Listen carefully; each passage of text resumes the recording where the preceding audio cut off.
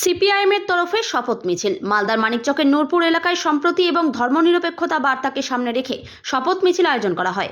এদিন উপস্থিত ছিলেন মালদা জেলার সিটু সম্পাদক দেবজ্যোতি সিনহা সহ সিপিআইএম মানিকচক এক এরিয়া কমিটির নেতৃত্ব। শপথ মিছিল থেকে ধর্মনিরপেক্ষতার বার্তা তুলে ধরা হয়। নূরপুরের বিভিন্ন এলাকায় শপথ মিছিল করে নূরপুর স্ট্যান্ড এলাকায় শেষ হয়। বাংলাদেশে আজকে মৌলবাদীদের তত্ত্বাবধানে সংখ্যালঘুদের উপরে ব্যাপক আক্রমণ চলছে। ঠিক একইভাবে ভারতবর্ষে যারা হিন্দুত্ববাদ প্রতিষ্ঠিত করতে চাইছে এদেশের সংখ্যালঘু মানুষদের উপরে আক্রমণ করছে। আমরা পৃথিবীর যে কোনো দেশে যারা সংখ্যালঘু সে দেশের সরকারের দায়িত্ব তাদের নিরাপত্তা সুনিশ্চিত করা, তাদের জীবন জীবিকা রুটি রুজির বিষয়ে দায়িত্ব গ্রহণ করা।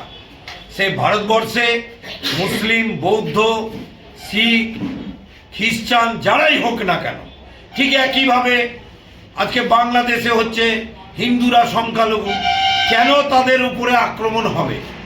ফলে মৌলবাদী শক্তি, সে হিন্দু মৌলবাদী হোক আর মুসলিম মৌলবাদী হোক আর অন্য মৌলবাদী হোক, তারা কিন্তু পরস্পর হাত ধরাধরি করে চলে।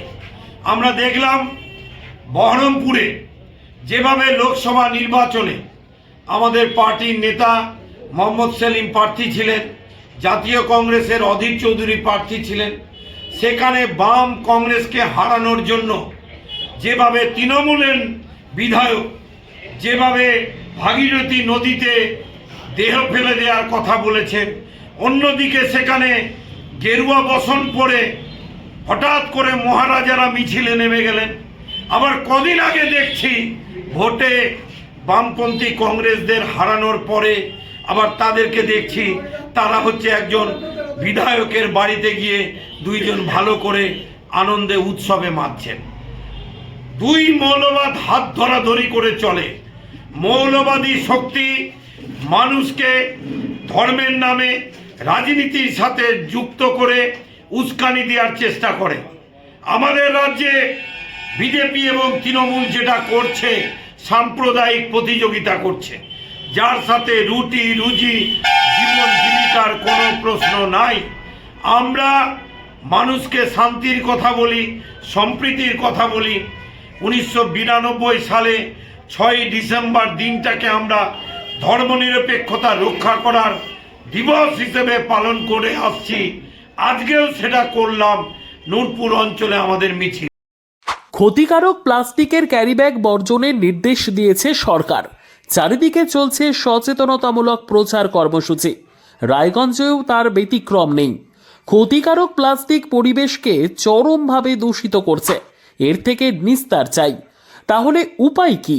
চিন্তা নেই, রায়গঞ্জে চলে এসেছে বিকল্প ব্যবস্থা। সবার জন্য সুখবর। পশ্চিমবঙ্গ সরকারের অনুমোদনে আগামী সপ্তাহ থেকেই শহরে তৈরি হতে চলেছে পরিবেশ বান্ধব দূষণমুক্ত বিভিন্ন ধরনের বায়ো ক্যারিব্যাগ, যা অবশ্যই পচনশীল। একেবারে সুলভে পেয়ে যাবেন আপনারা। আগ্রহী বিক্রেতা ও ডিলারশিপের জন্য অতি সত্বর যোগাযোগ করুন আমাদের সাথে। আমাদের ঠিকানা ইকো ক্যারি ইন্ডাস্ট্রিজ, জেলখানা মোড়, রায়গঞ্জ, উত্তর দিনাজপুর। আমাদের মোবাইল নম্বর 7001178352 অথবা 9434171272 অথবা 8250161082 অথবা 9800217806।